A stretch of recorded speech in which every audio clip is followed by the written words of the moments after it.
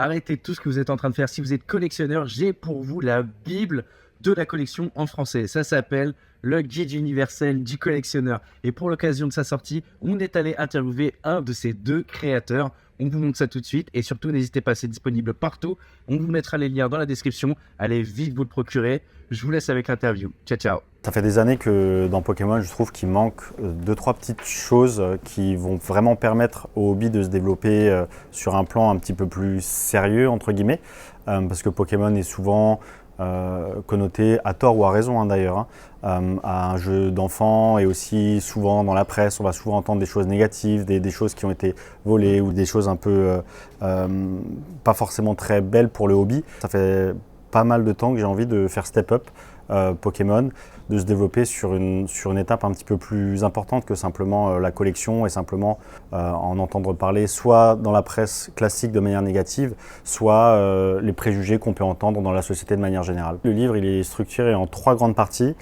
On a une première partie dans laquelle on va poser les bases de l'univers Pokémon. Donc on va vous parler des cartes Pokémon de manière générale, qu'est-ce qu'il faut savoir sur les cartes Pokémon.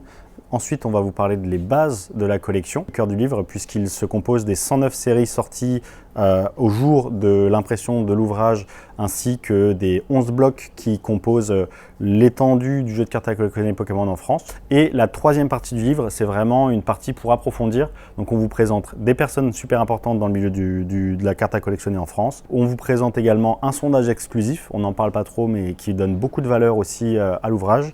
On termine avec un gros bloc sur un approfondissement très spécifique pour les gens qui veulent vraiment aller plus loin. C'est pas fait pour tout le monde. Ça va être la gradation, comprendre la cyclicité du marché et comprendre également de manière légère l'investissement, en tout cas l'achat et la revente de cartes Pokémon. Le paysage francophone comprend en tout et pour tout, on va dire 2 millions de personnes qui collectionnent.